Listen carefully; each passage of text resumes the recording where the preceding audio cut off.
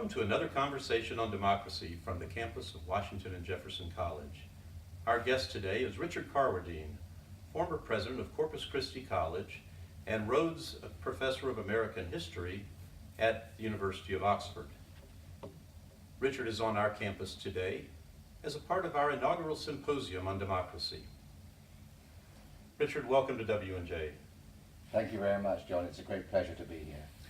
We very much enjoyed your presentations over the last several days, and in particular, we were interested yesterday in hearing about your latest book, Abraham Lincoln's Sense of Humor. One of the points that you made was that Abraham Lincoln's sense of humor always served a more serious purpose. It was a part of his leadership style that made him so effective. Could you say a little more about that for us? Of course. Yes, Lincoln never told a story and never told a joke, never made a quip without it having a purpose.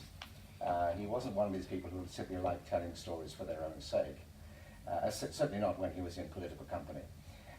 So I can give you an example. Shortly after he entered the White House, like all presidents, he was plagued with applicants for jobs because as a president, you were a leader of a political party. You'd got into office as a result of the efforts of the party. The members of the party now expected some kind of payback. So he was plagued with requests for jobs. He said at one point he felt so bombarded with applicants he would happily have gone and hung himself from the nearest lamppost.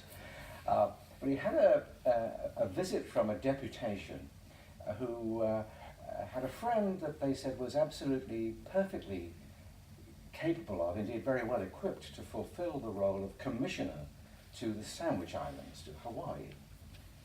And as well as pressing the man's claims professionally for fulfilling this post, they said that he was a sick man who would benefit from the balmy climate of the Sandwich Islands. Well, Lincoln listened, and then he said, as he ushered them to the door, he said, "I'm sorry, gentlemen, I have 8 other applicants for this job, and they're all sicker than your man." Now, of course, there were gales of laughter at this, but by that means, he'd got them out of the White House. He diffused the situation where he was under pressure to do something. So that's just one example, really, of the way in which Lincoln used his humor. He was a depressive and a melancholic, as well as a man who used humor. So humor for him was it was a sort of therapy, but it was also a way of imposing himself on a situation, a political or a social situation. He was a great mimic. He was a great storyteller. He had a great fund of his own experiences that he could draw on.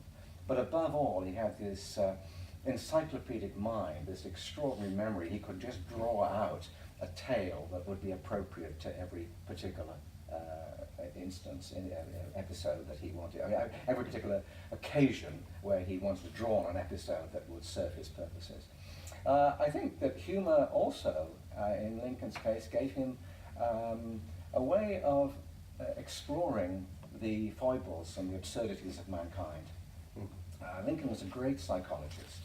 He understood human motivation. He understood that even the greatest people had their weaknesses. Not simply so he could exploit those weaknesses, although he often did, but because I think it gave him a way of understanding the motivation both of his friends and of his enemies. He was very good at putting himself in the position of those who opposed him.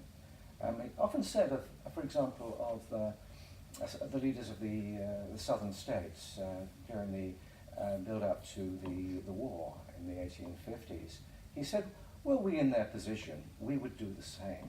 You know, there was this capacity for empathy, for putting himself into other people's shoes. And I think that I don't think it's too much of a stretch to say that for him, humor was important because it exposed the multiple motivations of humans, their good sides and their bad sides, their strong points and their weak points. And I firmly believe that to be a great political leader, you need a sense of humor. You need that capacity to make fun not only of others but also actually of oneself. Lincoln was had a wonderful line in Self-Deprecation. He told many stories against himself. He said, I was once in a railroad car, and a man came up to me and he said, I believe I have something that belongs to you. And Lincoln said, I've never seen you before. What do you have? He said, well, I have here in my pocket a jackknife. And it was given to me, and I was told that when I met a man uglier than myself, I should give it to him. And I think, sir, you are entirely entitled to it. And Lincoln said, well, thank you very much. If I really am uglier than you, I'll take it. And Lincoln could get a crowd laughing, and of course warming to him by taking that kind of self-mockery, that self-deprecatory style of humor. You know, I think there are many reasons Americans admire Abraham Lincoln, but I think it's his humor that has created so much of an affection for him, his humanity that comes through with the humor. One other thing that you said that struck us as a useful insight as we think about democracy in America was that Thomas Jefferson, who's one of the people from this college is named, actually owes a great deal to Abraham Lincoln for the legacy that he enjoys today. Would you just say a word about that? Yes, I happily say that. I mean, it sounds perverse, paradoxical, implausible to say that Jefferson owes a lot to Lincoln. They didn't know one another. Jefferson certainly didn't know Lincoln. Lincoln was born in 1809, Jefferson died in 1826. One was a Virginian planter, another was growing up on the western frontier. But Lincoln took Jefferson's Declaration of Independence. He thought it was the greatest document in history, and he certainly thought it was the most important document of the American founding. He saw its emphasis on the equality of all men. He would have used the term men, of course, and whether he would use the term man meaning mankind, humankind, or simply man, I think is an open question. My view is that he probably meant humankind, that's how Lincoln would have read it. But the equality of humankind he saw as the primary, that document as the primary document of American history. The Constitution, very important, it safeguarded American freedoms, it safeguarded American liberty. But the principles that this free government should pursue were the principles of the Declaration of Independence. And during the 1850s, as the question of slavery came back to the fore with an absolute vengeance following the passage of the Kansas-Nebraska Act and the possibility of slavery spreading into the Western territories, Lincoln took Jefferson's Declaration of Independence as the document on which you would make your stand against the aggressions and the expansionist tendencies of the slave power, as it was called. Jefferson's declaration had, in the interim between 1776 and the mid-19th century, fallen out of favor amongst slave owners. John C. Calhoun had regarded it as a document which was based on a false premise. And it wasn't even only Southerners who said that the Declaration of Independence was a self-evident lie rather than a self-evident truth.